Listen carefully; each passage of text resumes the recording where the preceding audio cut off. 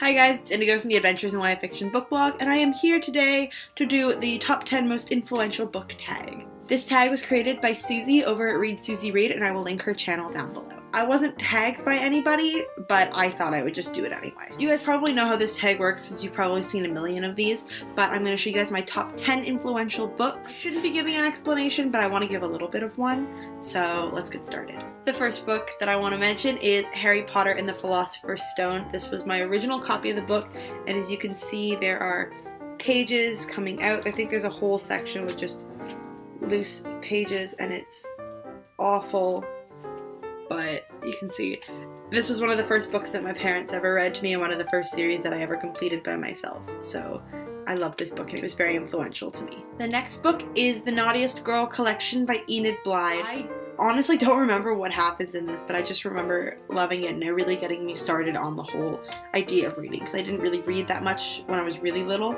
but I really got into it after I started these. The next book is S.E. Hinton's The Outsiders. I read this with my class in, I want to say, 3rd or 4th grade, and I absolutely adored it. It's honestly one of my favorite books to this day, and I loved reading it with my friends at the time because we really got into it and we would discuss it. It was really my first book that I got to discuss with friends, so that really helped me. The next books are actually a series, but I only have the last one, and that is The Sisterhood of the Traveling Pants by Anne Brashares. I don't know where my first 4 books are, but I have Sisterhood Everlasting, which is the 5th book. But I just remember really getting into this and being really attached. It was really the first time I'd ever read about teenage girls, and I got really attached to that idea. So it was kind of my first foray into young adult fiction, and then getting to pick this up, the 5th book, and kind of the epilogue book a couple years later. I really liked that. The next book is Stephenie Meyer's The Host, and this is my original copy, so it's a little bit beat up and there are stains on the pages and stuff, but I love this book and I just really got into this world. I liked the Twilight series, but I was never a huge fan of it, but I wanted to read The Host and it's really good. This next book is actually a memoir, and it is Without You, a memoir of life, loss, and the musical Rent by Anthony Rapp.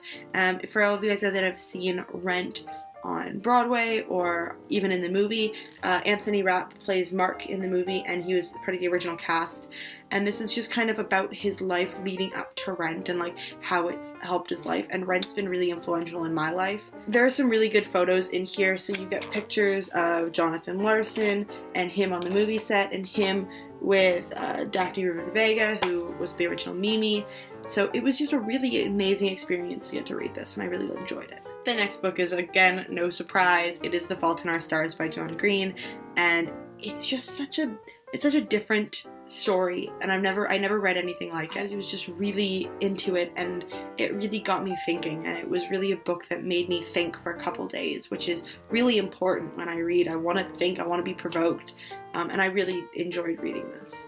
The next book is Shatter Me by Tahara Mafi, and the reason I picked this book is because it's overall, throughout the series, yes, it is about the love triangle, and yes, it's about the romance, but it really is a series about hope and about self-worth and kind of building that up and believing in yourself and loving yourself.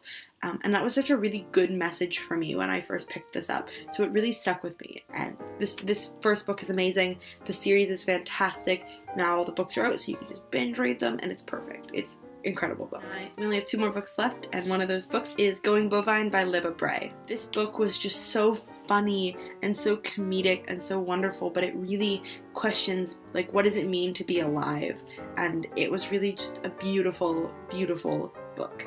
The last influential book is Fangirl by Rainbow Rowell, and the reason behind this is because I am going to be in the same position as Kath next year. I drew a lot of parallels between the character of Kath and myself, and I just, seeing someone go through it, even though it is fiction, seeing someone go through it before me and kind of having the same struggles that I think I'm going to have, it's really just inspiring, and it's really calming to me, just being able to see a character go through it before me and kind of know. It was kind of a pat on the shoulder and being you're gonna be okay, and that was really important to me.